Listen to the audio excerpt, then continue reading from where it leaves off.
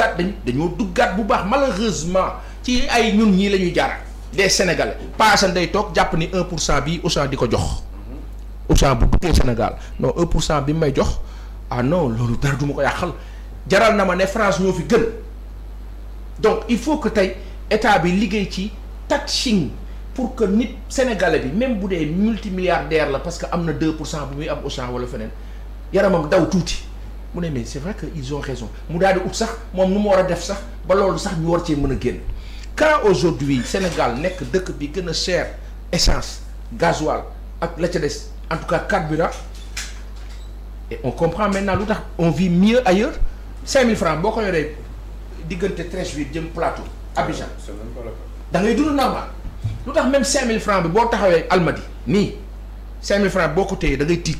mënoo ci am taxe de. ah mënoo ci am taxe mënoo ko ci am. waaw da ngay tiit loolu mën naa wëy parce que la réalité lu tax nguur bi war a mën a taxaw tey di ko annoncer mais c'est parce que c'était faisable imagine-toi moment bi ñu FMI di permettre ñuy engranger ay dettes à gauche à droite nguur bi fi nekk kon wàññiwul courant bi wàññiwul essence bi carburant bi ñii nekk nañu de. ñii soxor nañu ah. il faut ñu am temps expliquer aussi qu'est-ce qui a été parce que des fois état day jël fii. waaw dugal fa ca des. waaw d'accord. am na ay taxes yu bees yu am fa. waaw waaw attends d'accord 1% yi nga nii yëpp. waaw d'accord mais l'un dans l'autre. xam nga aussi il faut ñu mais l'un dans l'autre quand quelqu'un emprunte autant d'argent je parle même pas de dette cachée ou pas je parle de fa ñu yemoon bu ñu yemoon ci 70% la yow dem nga ba jig fa ñu yem léegi ma yem ci 100% rek du ma dem ba 132% bu bi FMI wax 100% mais 100% yi saa yi comme ñun mënoon nañu wàññi courant ak carburant depuis. voilà defuñu ko. ça c'est mesquin et méchant. nañ ma baal c'est méchant léegi la chose moo di naka nag ma waxaat ko fii tant que l'administration est de haut privilège une administration où Pape Ousmane les gens à des stations sont multimillionnaires changement benn bi daf leen di déranger moo tax ils s'arrangeront toujours pour que nguur bi bu ñëwee la preuve ku ñu fi nommé directeur général wala ministre soo accès say collaborateurs ñoo lay njëkk a wër wan la facilité yi ne la mais kii ce sont des opportunités c'est disponible boo dee benn bàyyi asan boo xam moom xiifa booy la bu yàgg tiit fifi ŋaf wuy ma ñu dugal ko ci circuit bi après ministre bi commencé il s'embourgeoise si le DG il s'embourgeoise il devient une autre personne ni ñu naan ni saa yi moom nu mu demee ni ñenn ñi naan la nguur moo neex. mais loolu est-ce que dañ na léegi nii li ngay wax nii nii fi ñu toll nii à l'heure lan dañ na li ngay wax nii. ndax dañ na. waaw je suis pas sûr. non waaye loolu dañul. c'est évident waaw non donc ne me pose pas la question. ma ñett kii. je suis pas sûr. par exemple. oui je vous donne le cas de l'exemple de ONAS. oui. ONAS ñi fa nekkoon démb. oui. doon gagné marché yi mag yi. oui. ñoo fa nekk ba tey. je confirme. oui. oui. waaw léegi ñooñu ñoo téye depuis 2002 pratiquement. ñoo téye contrôler budget ONAS bi. je suis d'accord. waaw léegi ñooñu. loolu ça fait 18 mois. dafa war a changer que l'état du Pastef est là. dafa war a changer le directeur de l'exploitation. ñoom ñëpp ils sont tous là-bas toujours. te ñoom ñoo contrôler mbir mi. te ñooñu sax boo sàgganee mun nañ njort ni ñoom ñoo dàqulu Cheikh Dieng. ok. waaw mais loolu kooku kaa la de. oui nga dem au port autonome de Dakar. oui mais port ana kan mooy numéro 2 port. Diallo. waaw léegi kooku fan la nekkoon. oui. fan la newoon. ba au ministère de l'économie maritime ak yu demee noonu. oui. loolu lan la délit la. ah non damay wax xam nga man dama ne foofu xam nga ñun économie maritime déggoon nañu fi coow yu bari. déggoon nañu ay problème ay licence de pêche yi kenn xamul. licence yi ñu doon wax ni demee noonu. waaw loolu yëpp faisant ça fait que ne boo ko dajalee entre autres parce que amuñu jot pour waxtaanee ko. parce que fii da ngay ko de. non amoo wax nii. maa am jox la amoo mais da nga may jël. léegi jël émission. Pape mënoo ma sànni waxal ma ci. jógee sama wasal bi moom mooy dama ne. dama ne quand on veut que les choses changent. xam nga da nga wax li nga wax ni mu doon dëgg bu wér péng parce que man sama combat principal en tant que liggéey yi may def nii yëpp xam nga mooy lan mooy la corruption en Afrique au Sénégal en particulier man loolu mooy sama kuy xool ni may wax tout le temps c'est pareil moi c'est la corruption qui me pose un problème ak la démocratie la justice te corruption dafa bari ci réew mi yaa ngi dégg mais ñële pourquoi changé wuñu leen parce que dañu am doole foofu ñu nga tudd noonu yow Pape Moussa parce que dañu am doole foofu bi ñëwee kenn mënu leen dara c'est le cas dans beaucoup de directions waaw mais d'accord mais moi quand je viens je l'enlève waaw attends. mais lu nga ma léegi nii moom loolu Aliou di wax moom dëgg bu wér péng la. maanaam Paasan. ñu wax lu tey benn circuit ne fi plan décennal ñi ko gérer. ba tey ñoo wax ci inondation. c'est ça ba tey ce sont les mêmes. c'est ça le problème ça pose problème. léegi nag foo xamante ne sax jamono ja Macky Sall sañ amuñu woon sax responsabilité pour wax ñooñu ñooy taxaw tay yii nii ne fàng devant la terre ne ñoom ñooy gérer. par exemple waaw léegi loolu lu tax nguur gu bees dindi ko. waaw léegi Aliou foofu laa jëm. léegi la chose moo di ne nguur gu bees gi. dañuy jël seen temps quoi non attends pas jël seen temps ou pas c'est-à-dire nguur bu bees bi moo war a dagg buum bi. léegi dagg buum bi la chose la réalité dagg buum bi parfois parmi certaines autorités parfois ils se confortent à soi-disant ñii ils maîtrisent l'affaire. maanaam ñii c'est-à-dire que toi tu es nommé quelque part tu es nommé quelque part tu viens Aliou tu es nommé quelque part tu viens nga fekk fa Pape Assane Pape Ousmane ak Abbas ak Mame Khadim ak Pape Moussa Seydina Aliou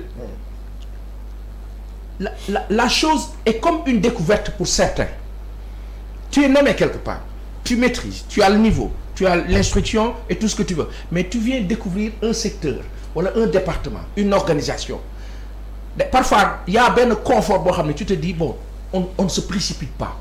pas ça. xamuma ngir yàlla rasul. waaw ministère de la santé tey jii nii. fii on n'a pas le temps de discuter. ministère de la santé tey jii nii nan nga mën a wax ci waxu ñoom Mansour Faye yëpp te tuddoo ministère de la santé. merci ak ñi ko jiite merci léegi merci. bu la waxoo leen ci. merci ñi fa nekk ba tey est-ce que dem na ngeen xool ñi fa nekk ba tey. foofu laa jëm merci c'est-à-dire que maintenant li muy wax nii li tax moo di ka ñuy fal xam nga tey bu ñu la dénkee responsabilité. c'est toi tu es devenu calme. Aliou. non je vais être discipliné sur les plateaux.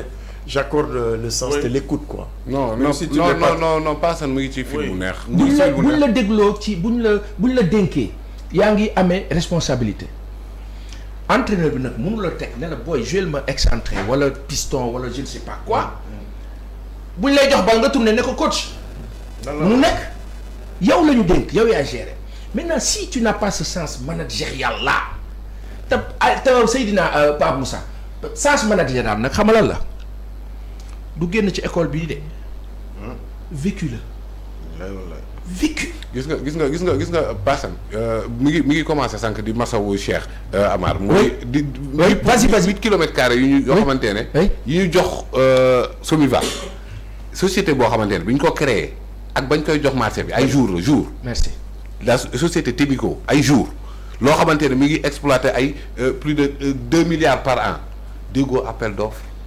déggoo dara société bu amul benn expérience zéro. c'est ça bi ñu ko créé weesuwul janvier 2025. comme janvier Pape Moussa mooy ñoom les gens que je ne parle ñoom Thomas Guichard c'est janvier 2025 xam nga loolu barki dem boo njaay ñooñu même à quelques jours de leur création ñu mën a gagner ñu mën a yore sous-traitance su exploitation mine. xam nga lu ñu loolu xam nga lu ñu loolu ma chuté. mais te loolu 2025 laa wax. je ne parle pas de Macky Sall. xam nga lu ñu loolu. dafa catastrophique. xam nga lu ñu loolu. c'est-à-dire que même l'État du Sénégal a commencé par le président de la République président nga baal ma muy président du premier ministre di ñoom ñëpp. conseil des ministres soo amee ba pare kuy préparer conseil des ministres c'est l'administration. kuy organiser c'est l'administration. chacun y va selon son intérêt. léegi le président de la République lui-même day nekk victime ci loolu lu waraloon benn moment bu ñu nommé nit ñu ne non gars yi dañu juum ci nomination bi. parce que il est devant le fait accompli. léegi c'est l'administration même les grâces. exactement. li ma la ci bëgg attention borom médicament yi jàll renforcer. waay dafa am ñu toog dans l'administration pour se servir. merci. non ni ci ëpp sax. waa xaaral rek nijaay dégg nga et je pense que aujourd'hui on doit être assis dans des directions à des postes pour servir la République loolu kese mooy voie de salut bi. d'accord. surtout. et ça commence par la ma benn camarade doon wax ca Lyon. moo di ne l'administration sénégalaise l'école nationale d'administration sénégalaise. où tu viens on te forme juste. à être un bureaucrate. dugg ci bureau toog tu fais 1 an 2 ans de stage. après tant que la direction des études au niveau de l'école nationale d'administration soppeekul. pour que ñu recycler. update. yóbbu nit ñi ci patriotisme boobu ngay wax. et on aura toujours cette des écoles parallèles, des écoles concurrentes. Il faut faire des écoles concurrentes. loolu laa bëgg HEC yu mag yooyu. ci loolu laa c'est pas normal que boo nekkee inspecteur des impôts rek yow yaa war a administration mën a mesurer sa responsabilité ci développement économique ci développement social ñu mën a jouer seen rôle. ñu ngi leen di gërëm gërëm naa leen sant naa leen bu baax jeudi prochain incha allah lañ fi dajewaat li